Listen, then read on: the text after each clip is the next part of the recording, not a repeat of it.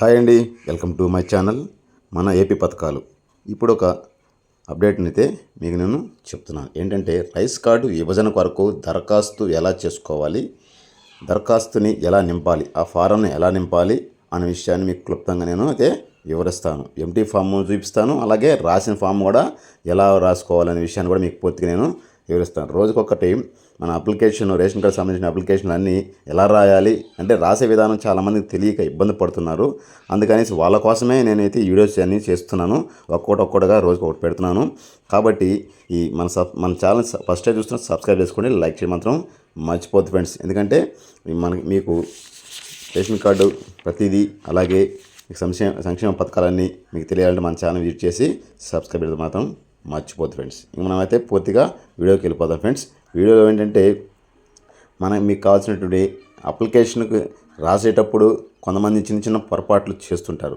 ఆ పొరపాట్లు చేయకుండా ఎలా రాసుకోవాలి నీట్గా అనే విషయాన్ని అయితే నేను ప్రతి అప్లికేషన్ని చేయడం, ప్రతిరోజు అప్లోడ్ చేయడం జరుగుతుంది. కాబట్టి మీరు క్లుప్తంగా తెలియని వాళ్ళు ఎలా రాయాలో నా వీడియో చేసి వేరే వాళ్ళకు కూడా విషయాన్ని అయితే తెలియజేయగలరు.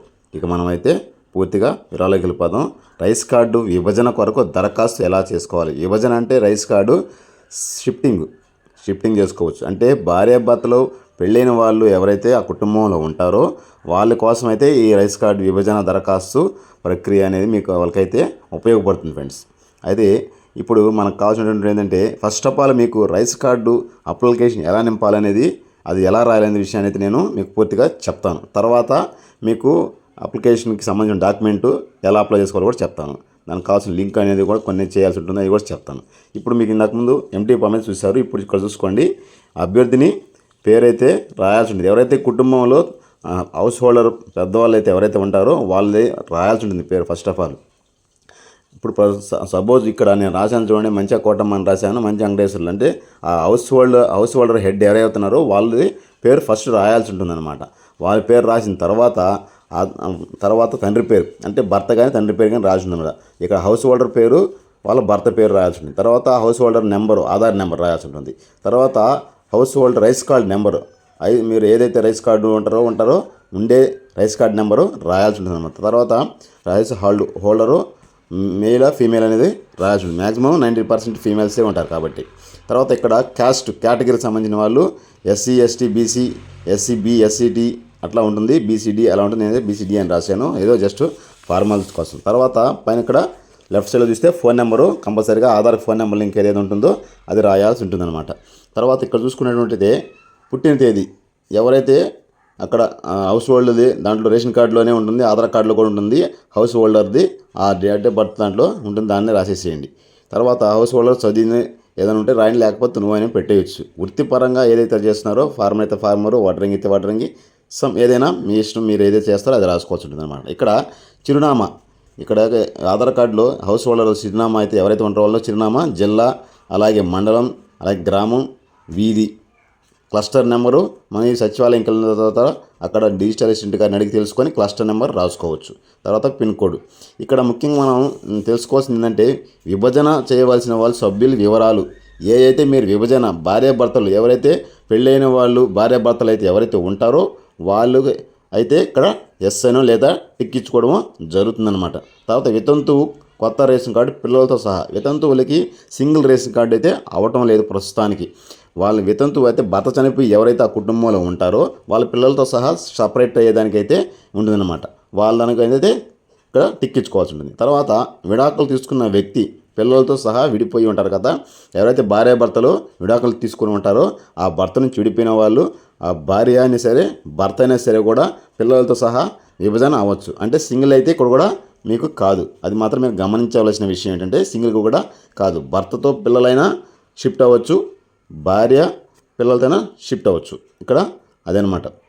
తర్వాత ఒంటరి మహిళ, పురుషుడు వితంతు, అవిహితాలు, ఇజ్రాయిల్. అంటే ఒంటరి మహిళ అంటే 50 సంవత్సరాల దాకా ఎవరైతే మ్యారేజ్ చేసుకోకుండా అయితే ఎవరైతే ఉంటారో వాళ్ళకి ఇక్కడ ఒంటరి మహిళల కింద అయితే రేషన్ కార్డు ఇవ్వడానికి అయితే వీళ్ళకి అవకాశం అయితే ఉంది. తర్వాత పురుషుడు ఎవరైతే పురుషుడు అంటే ఇక్కడ ఉంది కదా, భార్య చనిపోయి భర్త ఎవరైతే ఉంటారో వాళ్ళకైతే వీలవుతుంది అనమాట.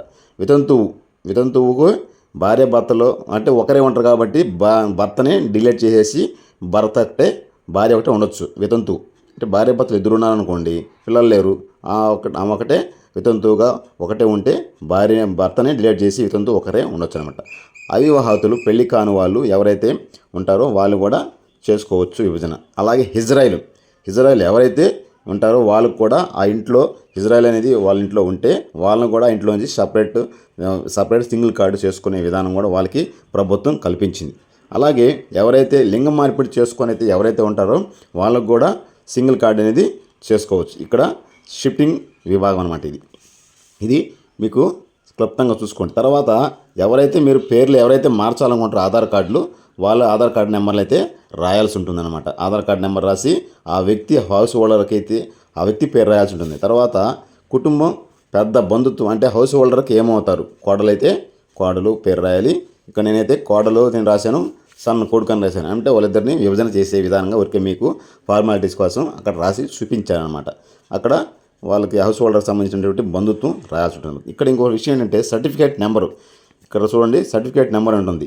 ఇక్కడ భార్యాభర్తలు పెళ్లి చేసుకున్నప్పుడు వాళ్ళకి కావాల్సినటువంటి కంపల్సరీగా మ్యారేజ్ సర్టిఫికేట్ ఉంటుందన్నమాట. ఆ మ్యారేజ్ సర్టిఫికేట్ నెంబర్ కావాల్సి ఉంటుంది. ఇక్కడ వితంతువులు భర్త చనిపోయినప్పుడు డెత్ సర్టిఫికేట్ ఉంటుంది కదా, ఆ డెత్ సర్టిఫికేట్ నెంబర్ అయితే ఇక్కడ రాసేయచ్చు. తర్వాత ఒంటరి మహిళలు అనే దాని విషయం కూడా మీరు ఏదైనా సర్టిఫికేట్ ఉంటే అక్కడ రాయాల్సి ఉంటుంది. ఇది ఇక్కడ మీరు గమనించవలసిన విషయం ఏంటంటే భార్యాభర్తలు పెళ్ళిన వాళ్ళైతే మ్యారేజ్ సర్టిఫికేట్ అడుగుతున్నారు, దానికి సంబంధించినటువంటి మ్యారేజ్ సర్టిఫికేట్ అప్లికేషన్ నెంబర్ ఉంటుంది, అక్కడ రాయాల్సి ఉంటుంది అనమాట. అది ఇక్కడ మీరు గమనించిన విషయం. తర్వాత అభ్యర్థిని సంతకం కూడా చేసేయచ్చు. అది ఎవరైనా సరే ఇంట్లో హౌస్ హోల్డర్ అని చేయొచ్చు, ఎవరైనా అభ్యర్థిని సంతకం చేసుకోవచ్చు, దానికి ఇబ్బంది లేదు.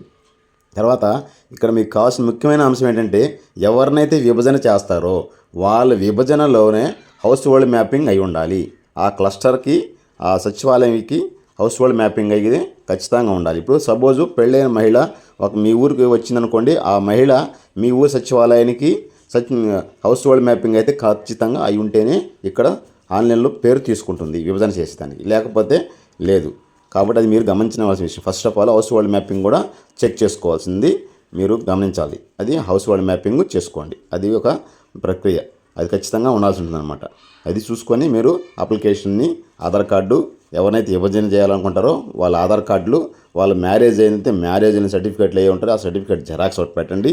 రైస్ కార్డు జెరాక్స్ పెట్టి ఇప్పుడు నేను చూపించినటువంటి అప్లికేషన్ కూడా మీకు సచివాలయంలో అయినా ఇస్తారు, లేదా మీకు దగ్గరలో ఉన్నటువంటి మీ సేవ సెంటర్లో అయినా జెరాక్స్ సెంటర్లో ఉంటున్నాయి. కాబట్టి అప్లికేషన్ తీసుకొనేసి రాసేసి ఫుల్గా మీ సచివాలయంలో ఇవ్వండి. ప్రస్తుతానికి చిన్న సర్వర్ ప్రాబ్లమ్స్ అయితే ఉన్నాయి, ఖచ్చితంగా అయితే అవుతాయి. 7వ తేదీ నెక్స్ట్ మంత్ 7వ తేదీ లాస్ట్ డేట్ అంటున్నారు. ఇంకా కూడా పెంచే అవకాశం కూడా ఉండొచ్చేమో, అదైతే ఇంకా పూర్తిగా మనకి వివరాలు తెలియదు. ఇది ఫ్రెండ్స్ చెప్పినట్టు సమాచారం మీకు నచ్చినట్టయితే లైక్ చేయండి ఫ్రెండ్స్. జై హింద్.